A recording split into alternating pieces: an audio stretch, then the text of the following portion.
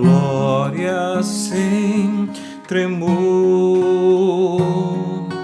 Tu somente és santo, só tu és perfeito,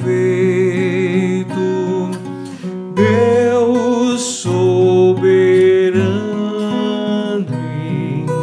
imenso em teu amor. Santo, santo, santo, Deus onipotente, tuas obras louvam teu nome com fervor. Santo, santo, santo, justo e compassivo, és Deus triuno, excelso Criador. És Deus triuno, excelso Criador.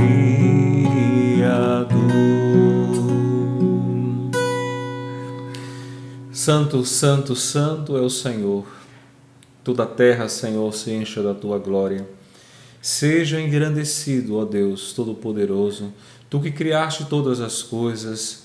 Ó Deus, por causa da tua palavra, todas as coisas vieram a existir.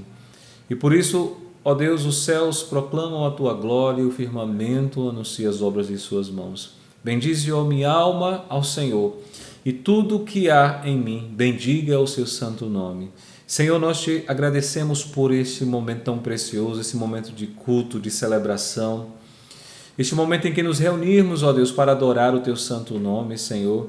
E agradecidos estamos porque temos os méritos, a justiça de Jesus que nos dá livre acesso à tua presença, Senhor. Mas diante da tua santidade, olhamos também para nós, vemos as nossas falhas, as nossas fraquezas, os pecados, Pai, e rogamos que nos perdoe, que nos ajude a caminhar, Senhor, em santidade, para que o nosso culto, Senhor, seja agradável a Ti. Abençoa, Deus, o Teu povo que nesse momento se reúne para adorar o Teu santo nome. Traz edificação, traz consolo, traz vida do Senhor, traz avivamento, Senhor. Aquece os nossos corações para amarmos e servirmos somente ao Senhor. Somente o Senhor é digno da nossa adoração. Somente o Senhor é digno de todo louvor. E por isso nós, nessa hora, nos reunirmos, Senhor, para Te dar toda a adoração, para também agradecermos também pela Tua providência.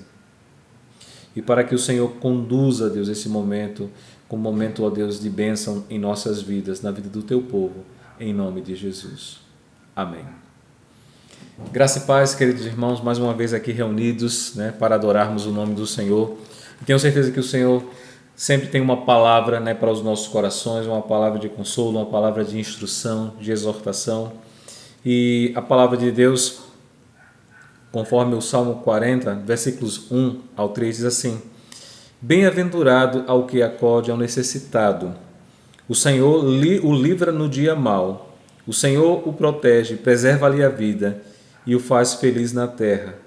Não o entrega à discrição dos seus inimigos. O Senhor o assiste no leito da enfermidade, na doença, tu lhe afofas a cama. Que Deus aplique essa palavra aos nossos corações, onde Ele nos diz: feliz, bem-aventurado aquele que acode o necessitado. E esse é um tempo, queridos irmãos, que a Igreja do Senhor está sendo chamada por Deus para acolher, para ajudar aos necessitados. Nesse tempo de pandemia, muitas pessoas têm passado por dificuldades, por fome, e a nossa pergunta deve ser sempre: o que estou fazendo se sou cristão? Então o Senhor nos convida, como igreja, a não sermos apenas proclamadores pelas palavras, mas também pelas nossas ações, e que assim também seja um culto, essa doação, esse serviço, seja um culto também a Deus. Certamente é um culto também que Deus se agrada e que Deus espera de nós. Amém? Vamos entoar o hino de número 235, conhecido como Barnabé, homem de Deus, né? E esse hino é muito interessante que ele começa dizendo assim: não fica bem, a gente passa bem, e o outro carestia ainda mais quando se sabe o que fazer e não se faz. Então vamos entoar esse cântico.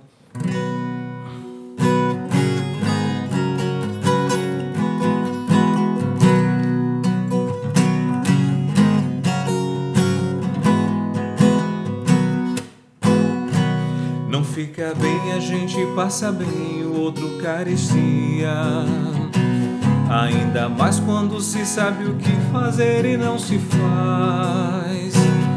Como fruto do amor de Cristo, fruto do seu compromisso, vendeu o homem o que tinha e repartiu. Era o seu nome Barnabé, natural de Chipre, também chamado de José da Consolação. Homem bom e piedoso, cheio de temor e fé, homem de Deus.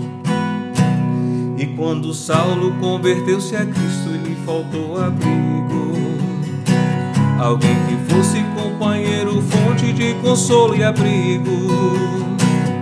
Como fruto do amor de Cristo, fruto do seu compromisso, foi um homem procurá-lo, dando-lhe a mão. Era o seu nome Barnabé, natural de Chipre, também chamado de José da Consolação.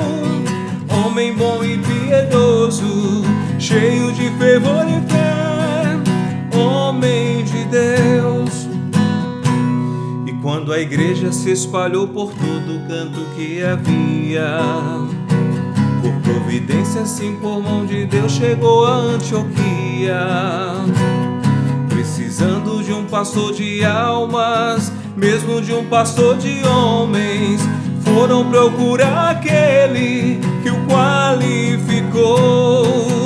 Era o seu nome Barnabé, natural de Chipre, também chamado de José da Consolação. Homem bom e piedoso, cheio de fervor e fé, homem de Deus. Era o seu nome Barnabé, natural de Chipre, também chamado de José da Consolação. Homem bom e piedoso, cheio de fervor e fé, homem de Deus.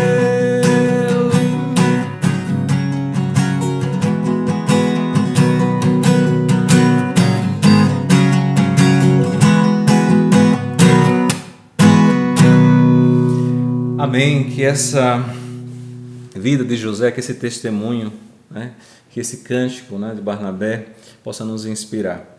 E nesse momento, irmãos, nós vamos orar para recebermos a palavra. Nessa noite nós temos a grata satisfação de receber o pastor Luiz Carlos, que está abrindo ali um campo, né, trabalhando num novo campo ali em Maceió, e vai estar falando nessa noite sobre diaconia.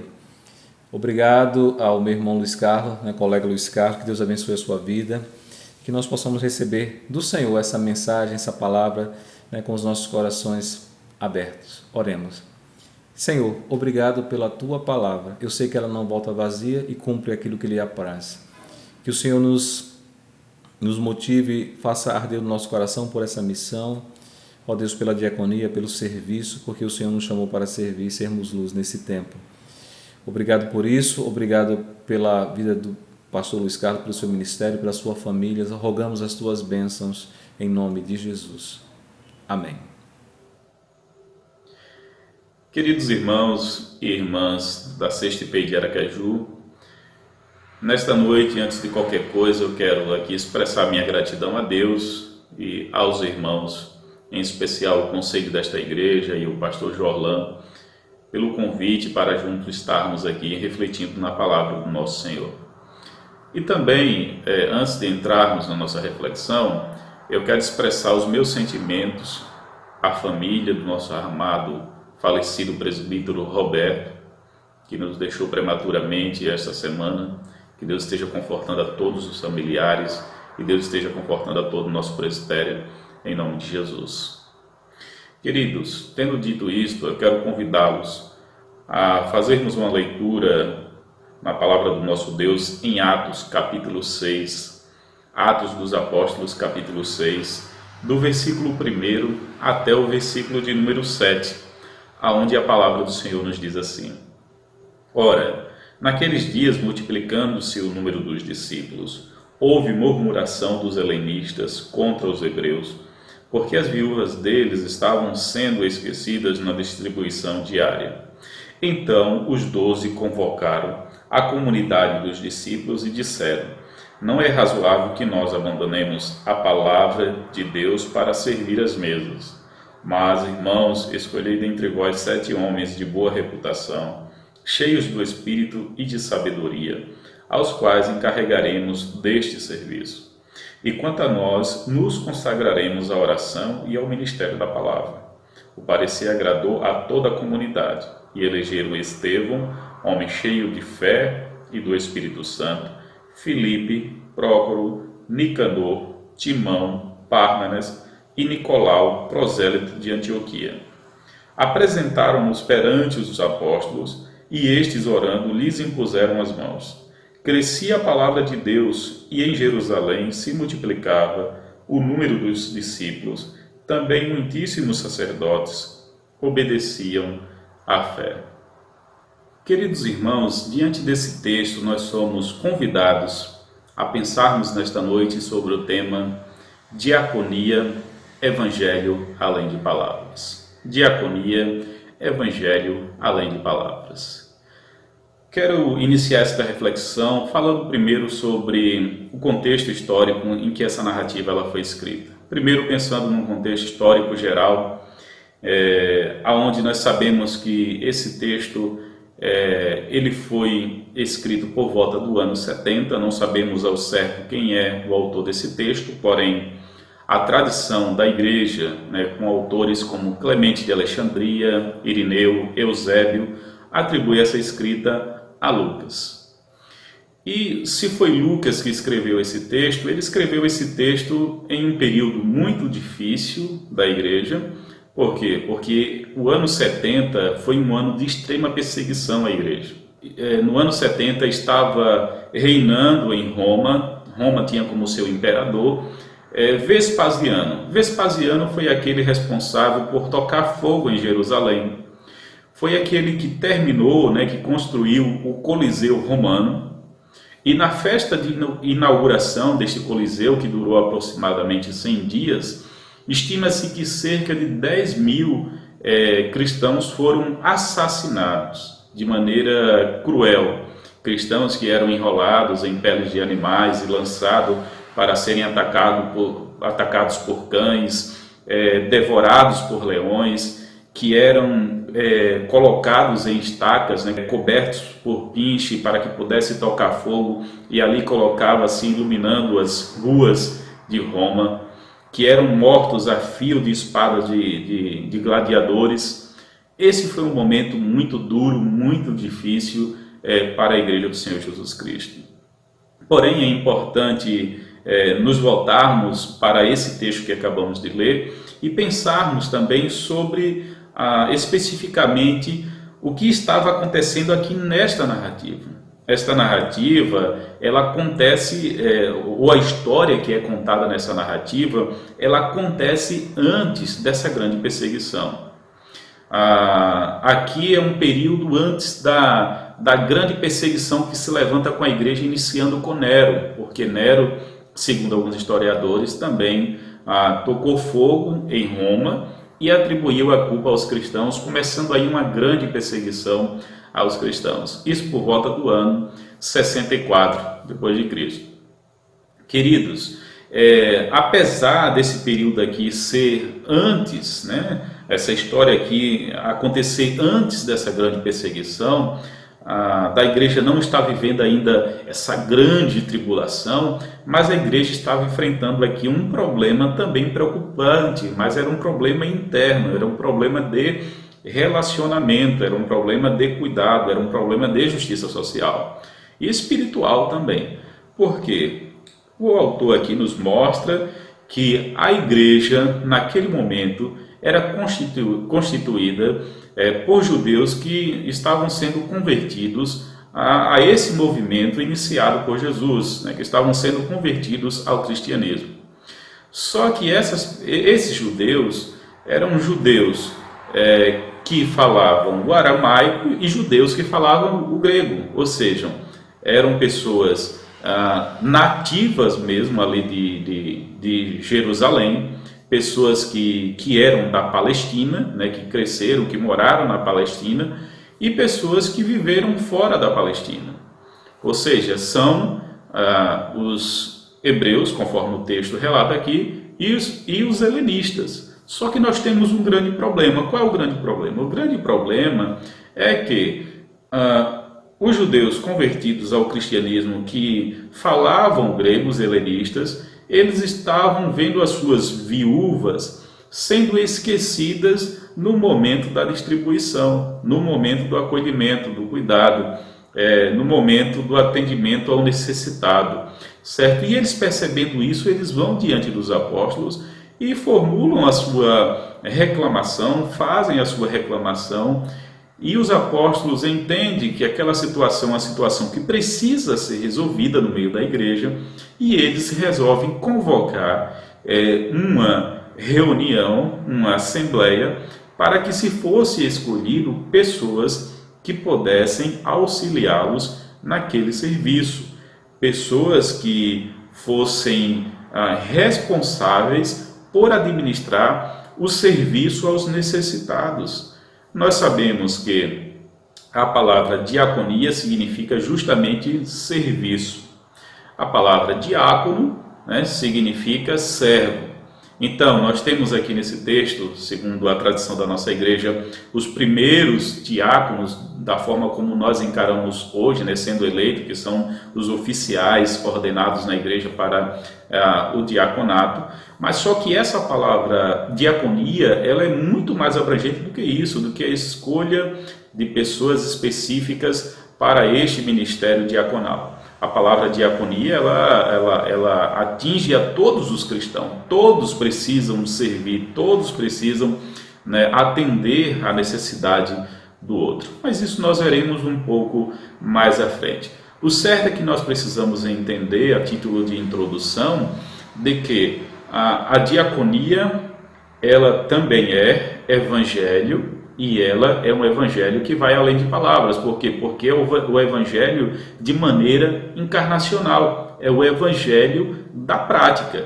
E quando nós nos propomos, estamos propondo pensar sobre a diaconia como sendo um evangelho da prática, um evangelho encarnacional, é preciso refletir ao menos sobre 3 pontos que eu considero importantes aqui nessa narrativa. E o primeiro ponto seria: diaconia e evangelização são 2 faces de uma mesma moeda. Ou seja, podemos dizer, em outras palavras, diaconia e evangelização são inseparáveis. Ambas fazem parte da missão da igreja, nessa missão de fazer o evangelho conhecido e de que as pessoas sejam transformadas pelo evangelho. Isso é responsabilidade da igreja, abraçar a diaconia como sendo algo inseparável da evangelização, porque a diaconia precisa ser diaconia evangelizadora e a evangelização precisa ser evangelização diaconal. Queridos irmãos, quando nós vemos aqui os apóstolos decidindo convocar a comunidade de fé naquele momento para que fossem eleitos diáconos, pessoas para organizarem o serviço diaconal dentro da igreja, não significa dizer que os apóstolos estivessem naquele momento menosprezando o trabalho diaconal e achando que o ensino da palavra fosse mais importante, por isso eles deveriam se dedicar apenas ao ensino e procurar outras pessoas que fizessem esse trabalho menos importante. Por muito tempo na minha caminhada cristã, eu ouvi de algumas pessoas de que a evangelização era mais importante do que a diaconia.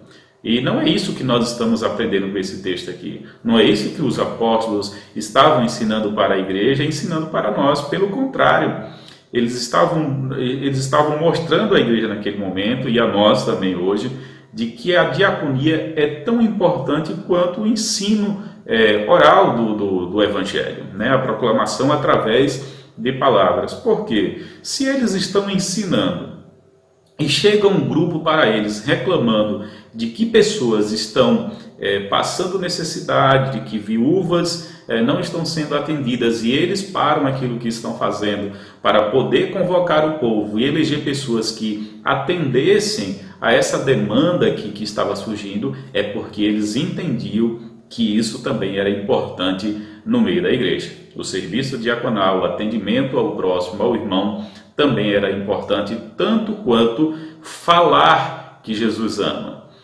Nós precisamos dizer Jesus te ama, mas também precisamos expressar isso em atitudes, cuidando do nosso semelhante. Por isso eu estou dizendo que diaconia e evangelização são duas faces da mesma moeda. Não podemos separar de maneira alguma. É tanto que nós vamos ver um pouco mais na frente, nesse mesmo capítulo, Estevão, a partir do versículo 8, sendo usado por Deus, ele estava cheio do Espírito Santo e fazia prodígios, grandes sinais. Pessoas se levantaram contra ele por conta disso, mas lá no versículo 10 diz que eles não podiam resistir à sabedoria e ao Espírito pelo qual ele falava. Ou seja, Estevão era um diácono que entendia que a diaconia precisava ser evangelizadora, assim como os apóstolos entenderam que a evangelização precisava também ser diaconal. Então não devemos menosprezar o ensino da palavra por através de falas, e nem devemos desprezar o ensino do evangelho também através de atitudes. Ambos precisam caminhar juntos, porque assim nós teremos uma evangelização mais eficaz. Além disso, queridos irmãos e irmãs, precisamos entender no segundo momento de que a missão diaconal revela um Deus a favor da justiça social. A missão diaconal revela um Deus a favor da justiça social.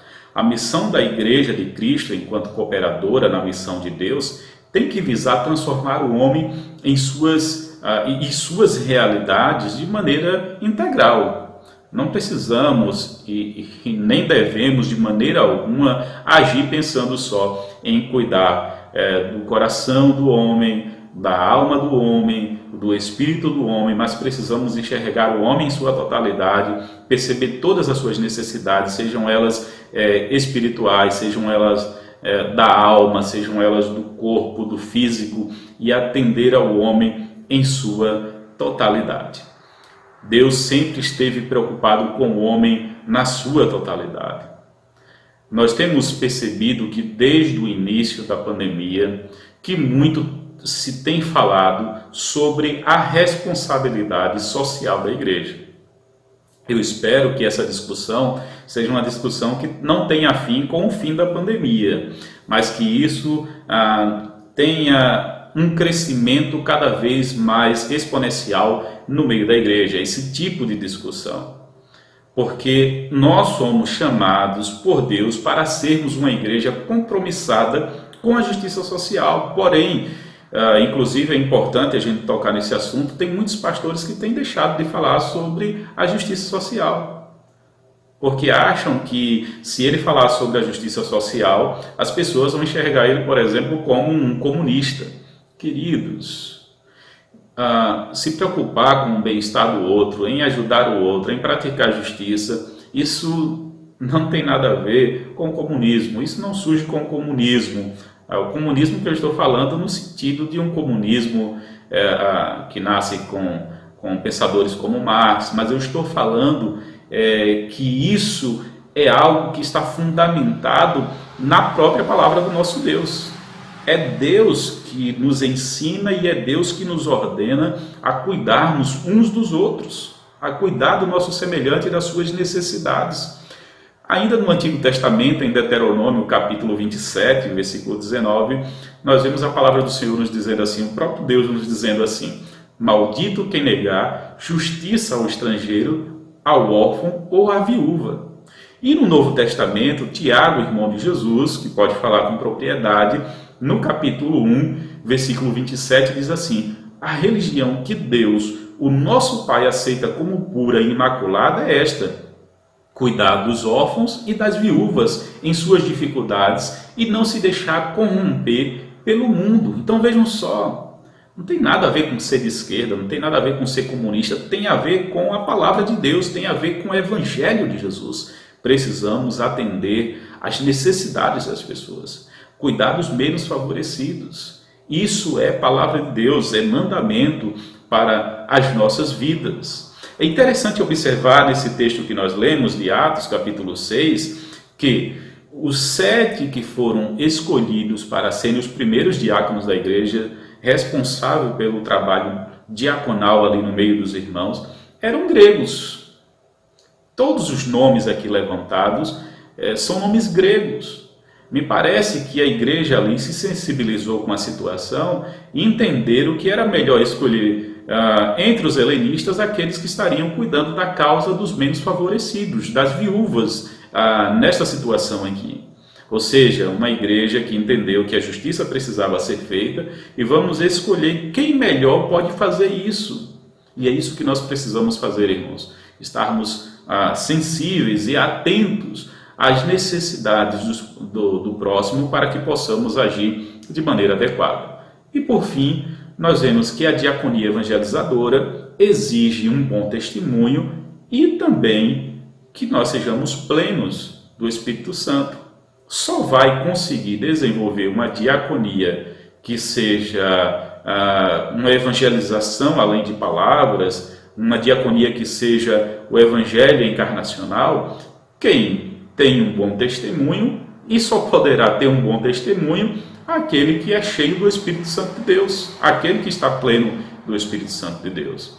Esse texto nos ensina claramente que Deus exige que aqueles que forem eleitos por Ele e vocacionados por Ele para uma missão diaconal, evangelizadora, eles precisam se portar com um bom testemunho, sendo cristãos honestos, de uma só palavra, que não seja dado muito ao vinho, não ter cobiça, ter fé e confiança em Deus, ser experiente, ter uma única esposa, governar bem a sua casa, ou seja, tem que ser alguém de um caráter inquestionável, alguém que dá um bom testemunho. E só poderá fazer isso, como eu disse, aquele que estiver cheio do Espírito Santo de Deus. Esse testemunho é algo que acontece em nossas vidas porque o próprio Deus trabalha em nós, o próprio Espírito Santo, ele trabalha as nossas vidas, ele transforma as nossas vidas. Nós precisamos dessa ação do Espírito Santo em nós. Vejam só, essa era uma marca daqueles que foram chamados para este serviço. Lá no versículo 3, os apóstolos dizem assim: mas, irmãos, escolhei dentre vós 7 homens de boa reputação, cheios do Espírito. E quando vai falar sobre Estevão especificamente, diz que Estevão ele estava cheio do Espírito Santo, que ele era um homem cheio de fé e do Espírito Santo, certo, irmãos? Então, é preciso falar sobre a ação do Espírito Santo dentro das nossas igrejas. Falar sobre o Espírito Santo não é uma coisa só de pentecostal. É o Espírito Santo que convence, é o Espírito Santo que transforma a vida do homem. Nós precisamos nos relacionar com esse Deus na pessoa do Espírito Santo, que está pronto a nos conduzir com sabedoria e com poder para a transformação de vidas. E a pessoa plena do Espírito Santo é a pessoa que age com amor, com cuidado ao próximo. John Stott ele já dizia que a principal marca da plenitude do Espírito Santo é o amor na vida do cristão. Então que nós sejamos assim, que sejamos capazes de desenvolvermos uma diaconia que seja evangelho, além de palavras. Uma diaconia evangelizadora, conforme nós vimos nesta noite. Primeiro, nós pontuamos que a diaconia da evangelização, não pode ser separada. São coisas inseparáveis. Diaconia e evangelização são inseparáveis. São faces da mesma moeda. E também vimos que a prática da justiça social é ordem de Deus para a sua igreja. Deus é o Deus da justiça social. E Deus, ele manda que a sua igreja haja dessa maneira. E por fim nós vimos que uma diaconia evangelizadora, uma diaconia compromissada com o ser humano na sua totalidade, ela só será possível através de pessoas que tenham um bom testemunho, que tenham um bom caráter e pessoas que sejam cheias do Espírito Santo. Queridos irmãos, que Deus esteja abençoando a minha e a sua vida, para que não estejamos com o evangelho apenas de palavras, que a diaconia não fique num segundo plano em nossa missão, em nossa igreja, mas que entendamos que diaconia é sim evangelização. A diaconia precisa ser evangelizadora, a evangelização precisa ser diaconal. Não podemos separar essas duas coisas. Precisamos viver o evangelho da prática. As pessoas precisam ouvir sobre Jesus e ver Jesus em nossas ações. Que Deus abençoe a todos, que Deus derrame graça sobre todos. Um grande abraço, Deus os abençoe.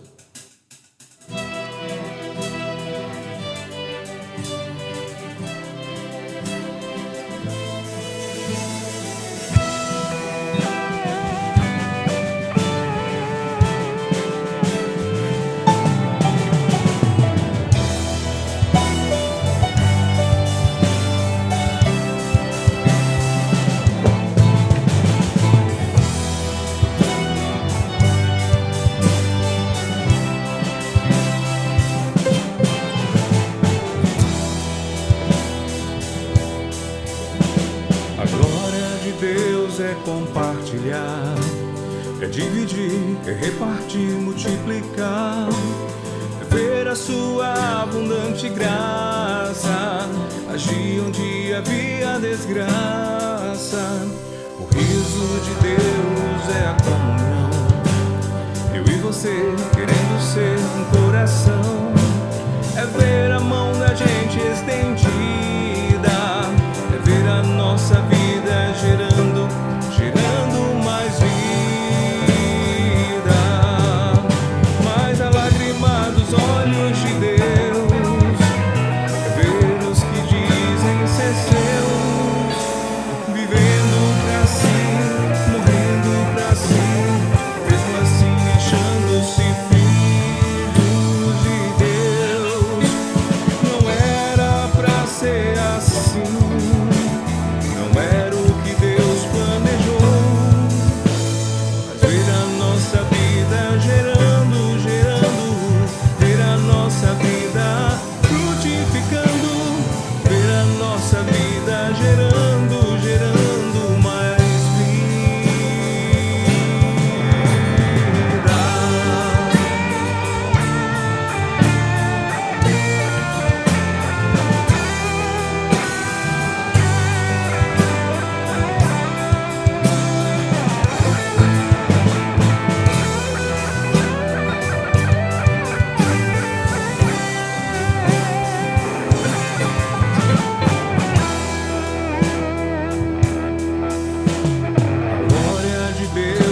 Compartilhar, é dividir, é repartir, multiplicar, é ver a sua abundante graça, agir onde havia desgraça.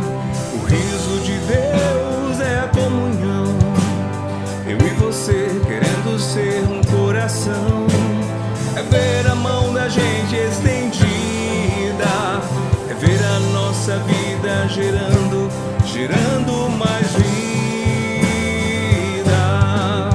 mais a lágrima dos olhos de Deus, é ver os que dizem ser seus, vivendo pra si, morrendo pra si, mesmo assim achando-se filhos de Deus.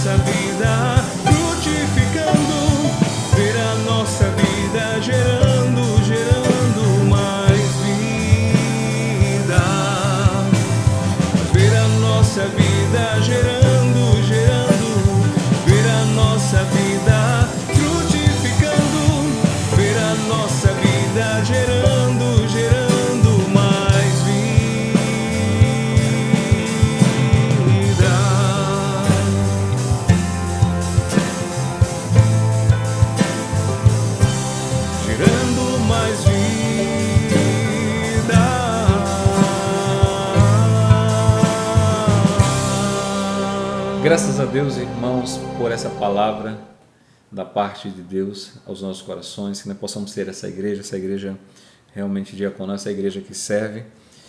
Esse cântico também que foi entoado logo depois da pregação, é um cântico que fala também sobre a glória de Deus é compartilhar. Deus se agrada quando a gente compartilha, quando a gente divide, quando a gente serve.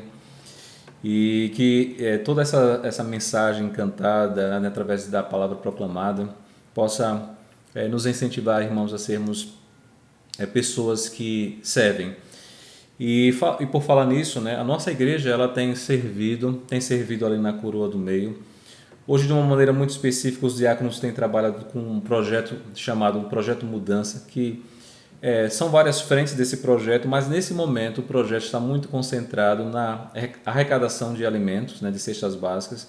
São 20 famílias que nós assistimos todo mês, e a gente resolveu compartilhar isso com a igreja para pedir também o auxílio, a ajuda dos irmãos. Como é que nós temos feito isso? Nós anteriormente nós levávamos as nossas primícias, os nossos produtos alimentares ali para a igreja, depositávamos ali no altar para que tivéssemos essa entrega das cestas básicas. Hoje houve um aumento muito grande devido à pandemia, desemprego, a fome tem aumentado. E essa é uma boa oportunidade para que a igreja possa mostrar a sua luz. A luz que é de Jesus e que Ele faz resplandecer em nós e que Ele espera que a gente possa resplandecer no mundo. Então, a igreja, o conselho se reuniu juntamente com os diáconos e vamos promover essa ação ali na Coroa do Meio.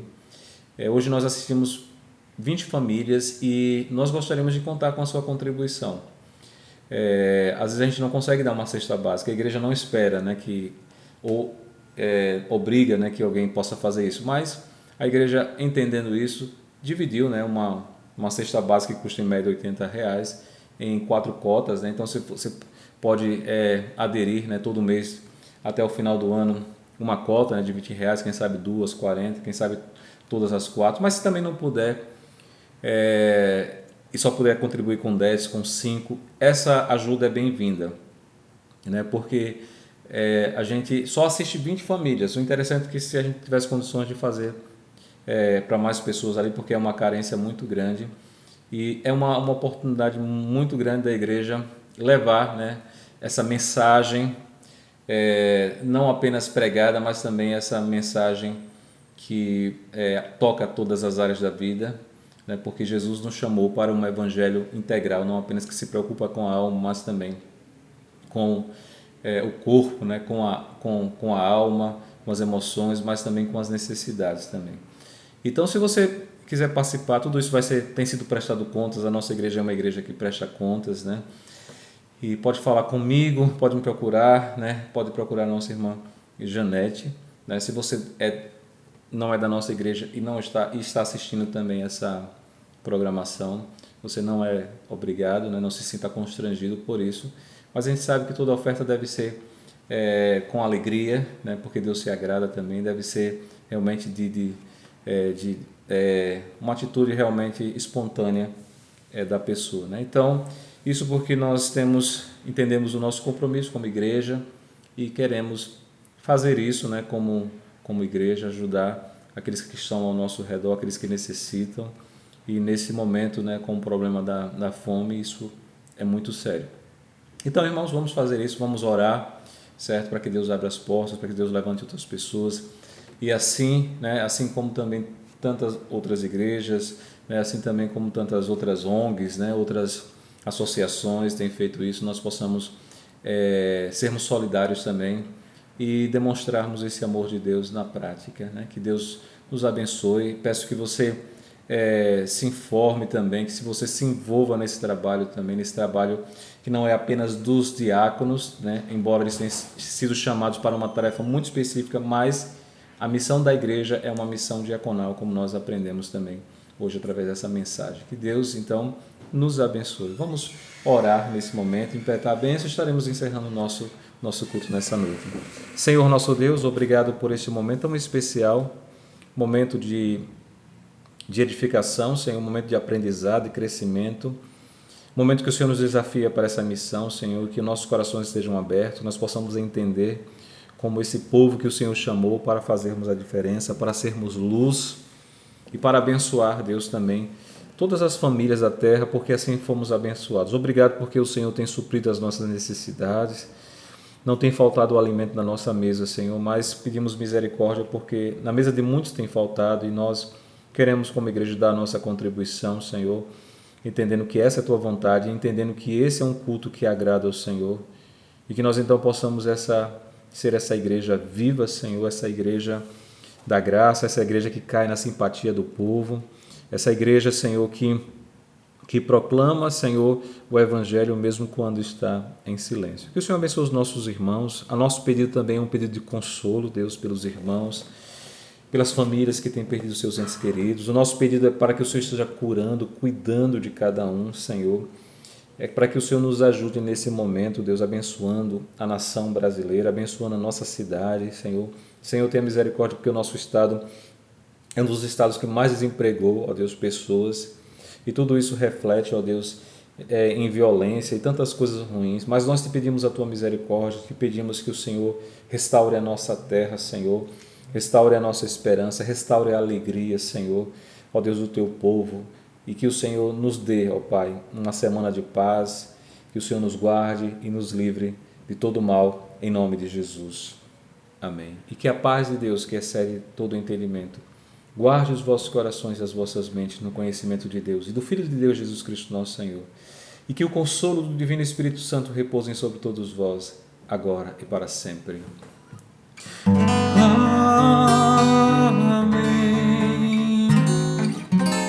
Amém.